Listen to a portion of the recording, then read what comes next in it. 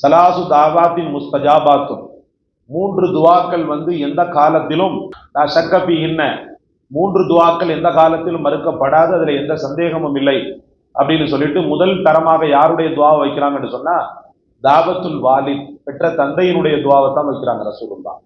ரெண்டாவது தாவத்துல் முசாஃபிர், முசாஃபிருடைய துவா, பிரயாணியினுடைய துவாவை வைக்கிறாங்க.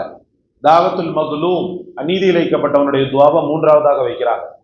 தந்தைக்கு ஏன் அவ்வளோ பெரிய வேல்யூபிள் அப்படின்னு சொல்லி பார்த்தீங்கன்னு சொன்னா, இந்த ஒரு குடும்பத்தினுடைய முதுகெலும்பே தந்தை தான். தாய் வெறுமனே சுமக்கிறது வளர்க்கிறது இந்த பொறுப்பு தான்.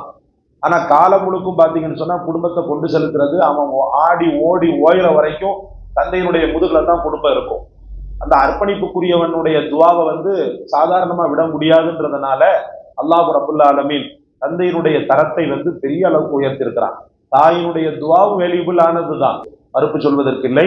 ஆனால் தந்தை அவளை விட சிறந்தவனாக, ஒரு குழந்தையினுடைய தந்தை இறந்து போகும்போதுதான் அந்த குழந்தைக்கு அனாதைன்னு பேரு. தாய் இறந்து போகும்போது அனாதைன்னு வராது இஸ்லாத்துல. ஒரு குழந்தையினுடைய தந்தை இறந்து போறான்னு சொன்னா அந்த குழந்தைக்கு அனாதை என்று பெயர். தாயை இழந்த குழந்தைக்கு அனாதை என்று சொல்லப்படாது. புழக்க பாஷைகளே நாட்டுடைய அந்த பழக்கத்தின்படி தாயை இழந்த குழந்தை அனாதை என்று சொல்லப்படுகிறது. ஆனால் தீனுல் இஸ்லாத்தை பொறுத்தவரை ஒரு தந்தை இல்லாத போதுதான் ஒரு குழந்தை அனாதையாக்கப்படுகிறது. கனவுகள் எல்லாம் தீர்க்கப்படாது. இந்த பிள்ளைகளுக்குள்ள ஃபியூச்சர் கேள்விக்குறியாயிடும். ஒரு தாயால என்ன செய்ய முடியும்? ஒரு தாயால ஒரு குறுகிய வட்டத்திலிருந்து வெளியில வர முடியாது. ஆனா தந்தை அப்படி இல்லை, அடிச்சு புரண்டு எதையாவது பண்ணி அந்த பிள்ளைகளை கரை சேர்க்கிறதுக்கு துடிப்பான். அதனாலதான் அல்லாஹ் ரப்புல் ஆலமீன் அவ்வளோ பெரிய அந்தஸ்தை தந்தைக்கு தந்திருக்கிறான். அதனாலதான் ரசூல் மேலும் சொல்லுவாங்க, ரிலர் ரப்பு ரிலல் வாலித், ஒரு தந்தையினுடைய திருப்தியில தான் அல்லாவின் திருப்தி இருக்கு, ஒரு தந்தையினுடைய கோபத்துல தான் அல்லாவின் கோபம் இருக்கிறது. எதோட லிங்க் பண்ணாங்க? புகாரில வருது இந்த ஹதீஸ். ஏன்னா தந்தை வேல்யூபிள் ஆனவர், அவரை சும்மா கடந்துட்டு போற மாதிரிலாம் இல்லை. இந்த உலகத்தில் தந்தையினுடைய துயரத்திற்கு ஆளானவர்கள் நன்றாக வாழ்ந்ததாக சரித்திரம் கிடையாது. தந்தையை ஓரங்கட்டியவர்கள் இந்த உலகத்துல ஓரங்கட்டப்படுகிறார்கள். சகோதரர்களே, எனக்கு தெரிந்து என்னுடைய சொந்தத்துல ஒரு நபர், அவர் இறந்துட்டதுனால நான் சொல்றேன், குடி போதையில என்ன பண்ணாருன்னு சொன்னா, பெற்ற தந்தையை ஓங்கி ஒரு விரிச்சிட்டார். குடி போதையில தான் செஞ்சார். அவருக்கு சுய நினைவுகள் எல்லாம் செய்யல, குடி போதையில தான் என்ன செஞ்சாரு, இப்படி கடந்து சாவடிக்கிறே எங்களை போட்டுன்னு படுத்த படுக்கையில இருந்த தந்தையையோ அல்லது வேறு பிரச்சனையிலையோ ஓங்கி மிதிச்சிட்டார். அல்லாஹ் பாதுகாக்கணும். அவர் இறந்து போகக்கூடிய காலகட்டம் வரை கொஞ்சம் கொஞ்சமா அந்த கால் கருப்பாச்சு. அந்த தந்தை இறந்துட்டாங்க, இறந்து காலங்கள் உருண்டோடிடுச்சு. காலங்கள் போக போக போக இந்த நபருடைய கால்கள் கருப்பாக ஆரம்பிச்சது. கருப்பாகி கருப்பாகி கருப்பாகி கால்கள் கொஞ்சம் கொஞ்சமா செயலிழக்க ஆரம்பிச்சது. ரொம்ப காலமா அவரு அந்த ஊன்றுகோலை வச்சுதான் நடந்துகிட்டு இருப்பார். அந்த நபர் இறந்து போகும்போது ஜனாசா கழுகிறதுக்கு பாக்குறாங்க.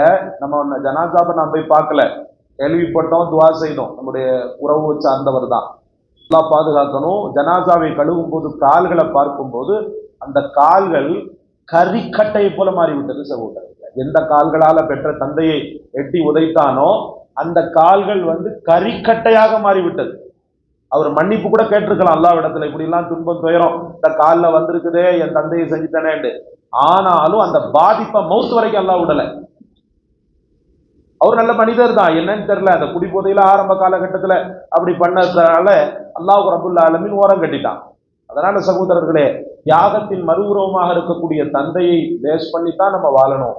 அவங்க இல்லாம நாம இல்லை, அவங்களுடைய உழைப்பு இல்லாம நம்முடைய வாழ்க்கை இல்லைன்றத முதல்ல என்ன செய்யணும், நம்ம நம்பணும்.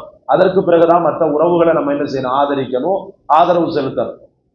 அல்லாஹ் ரப்புல் ஆலமீன் உங்களையும் என்னையும் பெற்ற தந்தையினுடைய துவாவை பெறக்கூடிய தௌஃபீக்கையும், அவர்களுடைய விஷயத்தில் பொடுபோக்காக இருக்கிற அந்த நேரத்தில் ஏற்பட்ட பாவங்களையும் அல்லாஹ் ரப்புல் ஆலமீன் மன்னித்து அவர்கள் மீது மிகுந்த முஹப்பத்தையும் மிகுந்த கண்ணியத்தையும் இஸ்ஸத்தையும் தருவானாக. காலம் சென்று விட்டால் அவர்களுக்காக இருகரமே துவா செய்யக்கூடிய நன்மக்களாகவும் அல்லாஹ் உங்களையும் நம்மையும் ஆக்குவானாக.